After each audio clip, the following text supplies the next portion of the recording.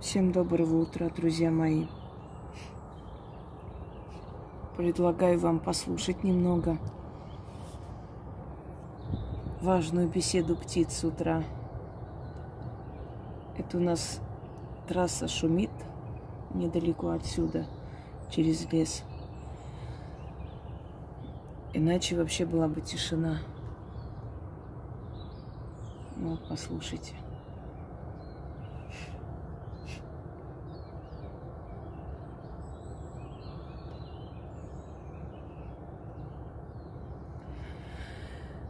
Я хочу перед тем, как передохнуть немного, я хочу подарить вам один замечательный ритуал. Разные варианты, разное время появлялись у людей или передавались в семье, или люди учились, узнавали у ведьм. Поэтому вариантов может быть различных немало. Просьба на тень, чистка на тень. Я постепенно вас научу этому всему. Я хочу вам подарить свой вариант этого ритуала. И он очень сильный, очень действенный. Единственное, что я хочу вам сказать, вы должны правильно сказать этот заговор. Прочитать, неважно.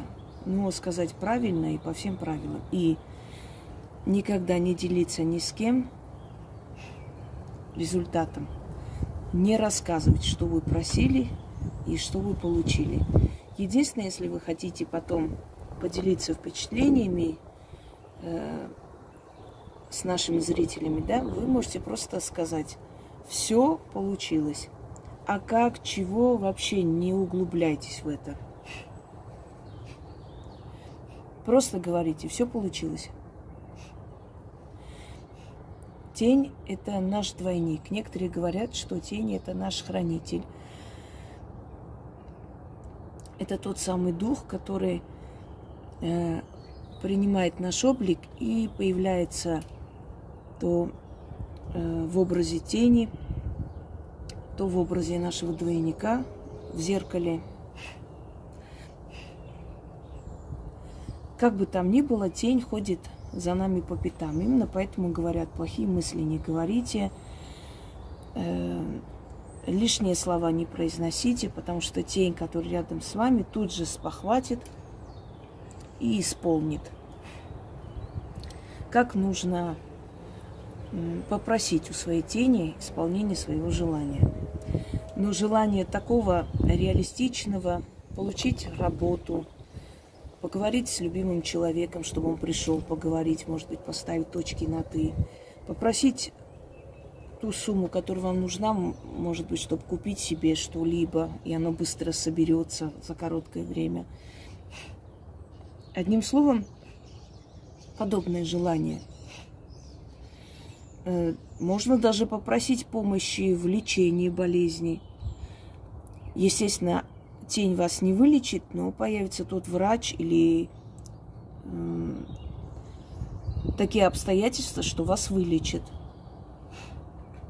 Просить можно только за себя.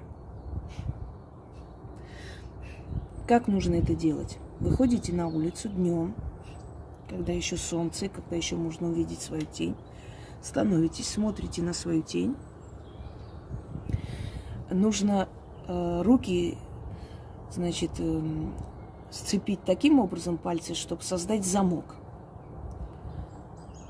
Смотреть на тень и 3 раза произнести, причем четко говорить свое желание не со словами «я хочу» или «дайте мне», а именно «прошу, чтобы у меня получилось так», или «помогите мне, там, например, собрать денег для такого-то такого случая», «помогите мне устроиться на эту работу», или «помоги мне», да, к тени, если. «Хочу» слова не должно быть. Итак, произносите 3 раза вместе с желанием, отворачиваетесь и уходите. У вас оно получится. Чаще всего получается из 80% тех людей, которым я говорила, этот заговор получалось. У 20 не получалось из-за того, что они неправильно сделали, ошиблись, споткнулись, в общем, боялись, были неуверены. Но второй раз повторили и получилось. Как часто можно просить? Не чаще, чем раз в неделю. Можете одну и ту же просьбу повторять каждый раз у вас сильнее и сильнее будет получаться. Смотря какая просьба. Но если вас приняли на работу, уже второй раз повторять не нужно. Если сумма еще достаточно не собралась, то стоит, то она будет быстрее собираться и так далее. Смотря какая просьба. Если касаемо выздоровления, то просить столько, пока полностью болезнь не исчезнет. Но еще раз говорю, медицину не забывайте, она не просто так создана. Итак, читаем таким образом 3 раза. Боги создали небо и землю. Боги создали ночь и день. Создали человека и его тень. О ты моя, о ты тень моя, данная мне на каждый день. Прошу, услышь меня. Желание, коротко, например. Помоги мне, пожалуйста, устроиться на такую-то работу. Называйте работу. Или помоги мне, пожалуйста, собрать там 300 тысяч на покупку такого-то чего-то. Я надеюсь, поняли. Заклинаю тебя тьмой и светом, бездной и небесами. Посчитай мою просьбу как приказание и исполни. Заклято. Еще раз. Боги создали землю и небо. Извиняюсь, небо и землю. Боги создали ночь и день. Создали человека и его тень. О, ты, тень моя, данная мне на каждый день. Прошу, услышь меня. Желание говорите. Заклинаю тебя тьмой и светом, бездной и небесами. Посчитай мою просьбу как приказание и исполни. Заклято. Да. Постарайтесь, чтобы там, где будет ваша тень, не было тени других предметов, то есть, чтобы они не пересекались. Ваша тень должна быть свободна, в свободном пространстве.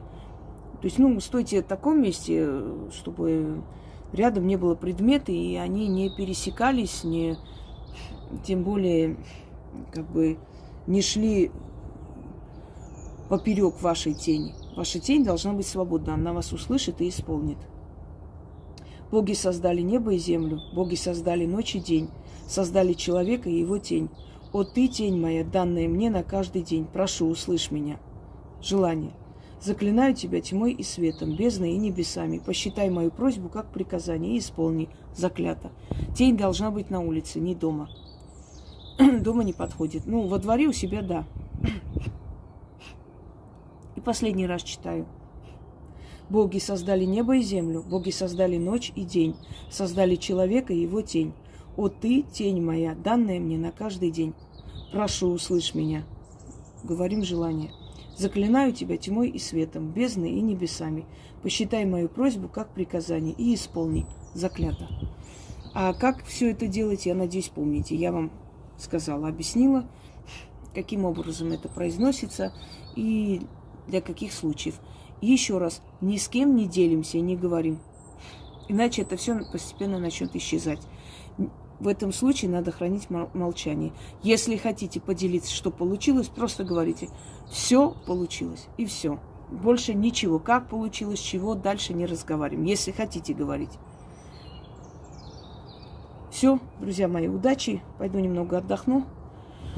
И дальше займусь делами.